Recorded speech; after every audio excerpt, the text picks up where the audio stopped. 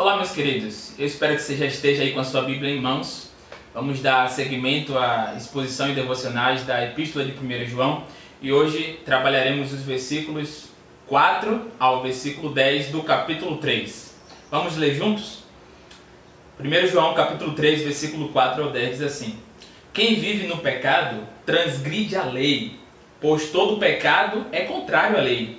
E vocês sabem que ele veio para tirar os nossos pecados, e nele não há nenhum pecado.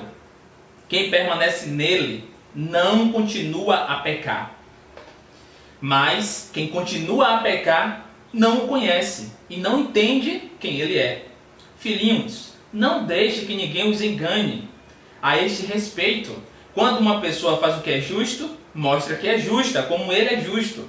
Mas quando continua a pecar, mostra que pertence ao diabo, pois o diabo peca desde o princípio. Por isso, o Filho de Deus veio para destruir as obras do diabo. Aquele que é nascido de Deus não vive no pecado, pois a vida de Deus está nele. Logo, não podemos continuar a pecar, pois é nascido de Deus. Assim podemos identificar quem é filho de Deus e quem é filho do diabo. Quem não pratica justiça e não ama seu irmão não pertence a Deus. Nas igrejas evangélicas de hoje em dia, nós vemos muitas preocupações que afloram a mente e o coração dessas muitas igrejas. Gostaria de citar pelo menos duas aqui. Nós vemos uma preocupação excessiva em demonstração de poder, em demonstrar curas, milagres, como se o evangelho se restringisse apenas a isso. Nós também vemos muitas igrejas preocupadas com programas e novidades, e essas igrejas acabam investindo muito tempo, muita energia e muito dinheiro, promovendo shows, promovendo a apresentação de espetáculos, tudo isso na tentativa de atrair pessoas. Infelizmente, muitas igrejas estão se tornando centros de entretenimento. Muitas igrejas, por conta dessas preocupações que sufocam a sua vida espiritual, deixam de ser igrejas e se tornam apenas clubes, centros de entretenimento. Enquanto muitas igrejas estão preocupadas com isso, nós percebemos que alguma coisa está sendo deixada de lado.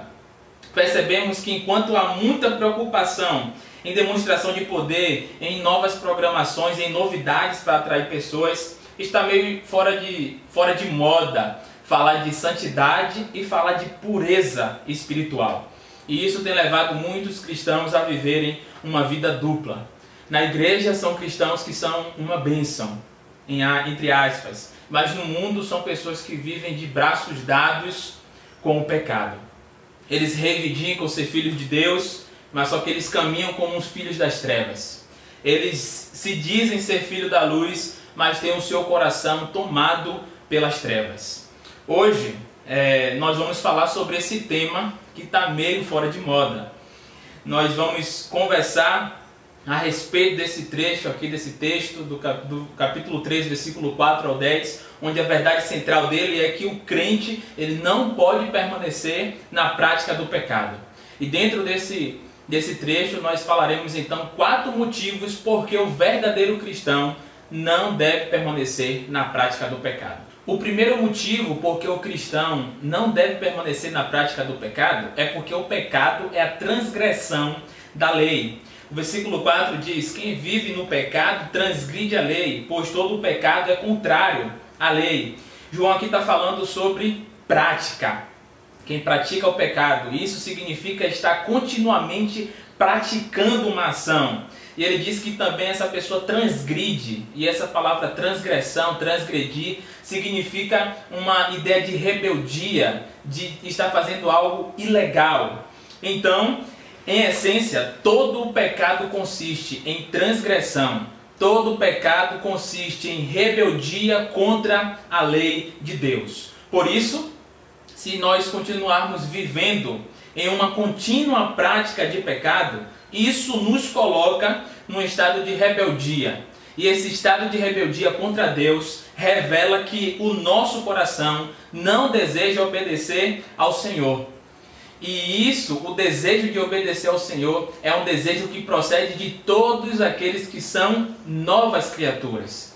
Se em nosso coração reside rebeldia, e ilegalidade contra a lei de Deus, isso significa que não nascemos de novo, porque nós estamos desejando continuar vivendo em rebeldia e não em obediência. Então, o primeiro motivo porque o verdadeiro cristão ele não pode permanecer na prática do pecado é porque o pecado é a transgressão da lei. O segundo motivo porque o cristão verdadeiro não pode permanecer na prática do pecado é porque o pecado é incompatível com a relação com Jesus. No versículo 5, João diz que Cristo veio exatamente para isso, para nos livrar do poder opressor do pecado, e João diz também que nele não há pecado nenhum.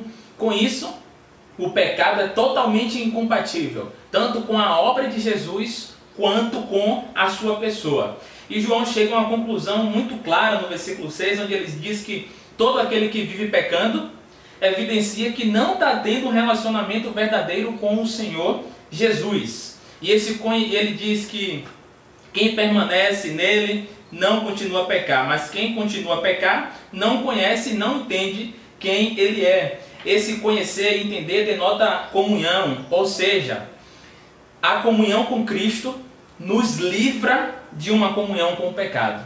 Mas a comunhão com o pecado nos afasta da comunhão com Cristo Jesus. E João diz no versículo 7, então, ele nos dá um alerta.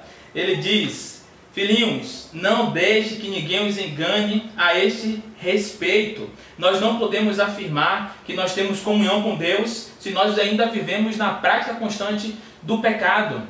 Não deixe que ninguém te engane a respeito disso. O pecado nos afasta de Deus. A vida no pecado impossibilita uma comunhão verdadeira com o Senhor Jesus Cristo.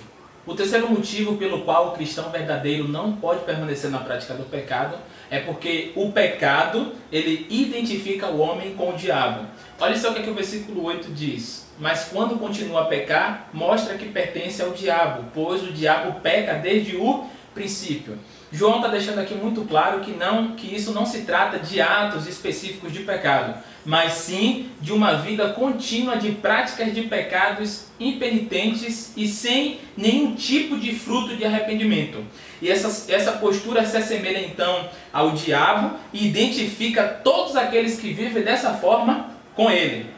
Olha só o que foi que Jesus falou lá no Evangelho de João, capítulo 8, versículo 44. Vocês pertencem ao pai de vocês, o diabo, e querem realizar o desejo dele. Ele foi homicida desde o princípio e não se apegou à verdade, pois não há verdade nele. Quando mente, fala a sua própria língua, pois é mentiroso e ele é pai da mentira. Mas o versículo 8 não termina dizendo apenas que aqueles que continuam em uma prática de pecado se assemelham ao diabo. Ele diz também que Cristo se manifestou para destruir essas obras do diabo. Ele veio para desmanchar o vínculo que existia entre nós e o pecado. Ele veio para quebrar aquilo que nos aprisionava ao pecado. Ele veio para fazer isso e o fez de fato. O sacrifício expiatório de Jesus quebrou todas as correntes que nos mantinham presos ao pecado. Lá em João 8,36 diz: portanto, se o Filho os libertar, vocês de fato serão livres. O cristão verdadeiro não permanece na prática do pecado, porque ele foi liberto por meio do sacrifício expiatório de Jesus Cristo. Estamos falando sobre os motivos pelos quais o cristão não pode permanecer no pecado. Dentro desses versículos do capítulo 3, versículo 4 ao 10 de 1 João, falamos que o cristão verdadeiro ele não pode permanecer na prática do pecado porque o pecado é a transgressão da lei, porque o pecado é incompatível com a relação com Jesus Cristo e porque o pecado nos identifica com o diabo. Quarto e último motivo porque o cristão verdadeiro não pode permanecer na prática do pecado é porque o pecado é incompatível com o novo nascimento. João ele vai iniciar o término desse trecho dizendo que aquele que nasceu de Deus, ele não vive mais na prática do pecado. A pergunta é: por que alguém que nasceu de Deus não vive mais na prática do pecado? O próprio texto responde, ele diz: pois a vida de Deus está nele. Uma operação divina invade o coração do homem pecador, da vida do cristão, e altera a sua própria natureza interior. por isso que ele não vai viver mais na prática constante do pecado.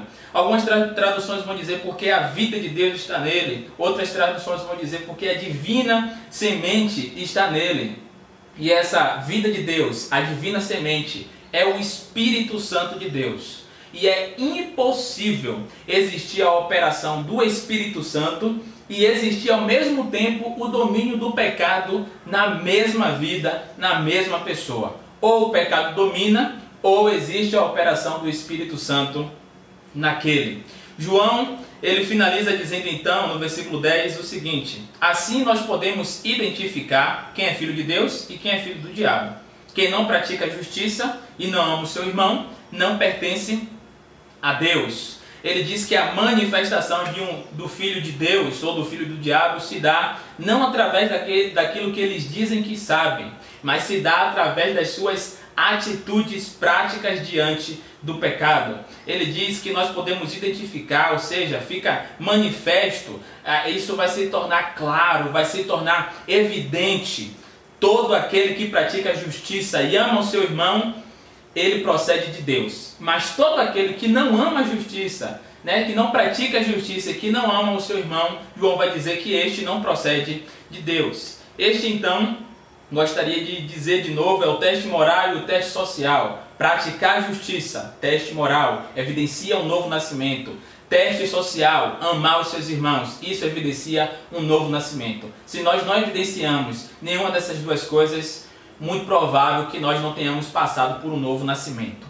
Hoje nós vimos então, nesse trecho do capítulo 3, do versículo 4 ao versículo 10, que nós vimos motivos suficientes na palavra de Deus que nos mostra o porquê que um cristão verdadeiro não pode permanecer na prática do pecado. Porque o pecado é transgressão da lei, porque o pecado é incompatível com a relação com Jesus Cristo, porque o pecado nos identifica com o diabo e porque o pecado é incompatível com o novo nascimento. Nesse livro aqui também da série 9 Marcas, chamado O Evangelho, o autor diz na página 104 o seguinte: faz parte da fidelidade ao Evangelho a aplicação do Evangelho à nossa conduta. Paulo fala lá em Gálatas o seguinte, com Pedro, vi que sua conduta não estava de acordo com a verdade do Evangelho. O Evangelho, então, nos dá mais do que o lugar onde nos posicionarmos. Ele também nos conduz a um caminho a ser seguido, a um novo modo de viver de acordo com ele. O Evangelho apenas não é simplesmente o poder de Deus que nos salva, mas é também o poder de Deus que nos transforma. A vida do cristão, então, não pode ser mais caracterizada pela presença e pelo domínio do pecado. E isso não se dá por nós mesmos, isso não se dá pela nossa própria força, mas se dá pela graça de Deus. Essa graça pela qual nós somos salvos, ela opera em nossas vidas e nos concede capacidade suficiente para nós vencermos as lutas contra o pecado. Não por nós mesmos, mas por causa da divina semente. Por causa da vida de Deus que permanece em nós. Por causa do Espírito Santo que nos capacita a obedecer o Senhor das nossas vidas. Que Deus nos conduza a uma vida de santidade por causa da salvação em Cristo Jesus.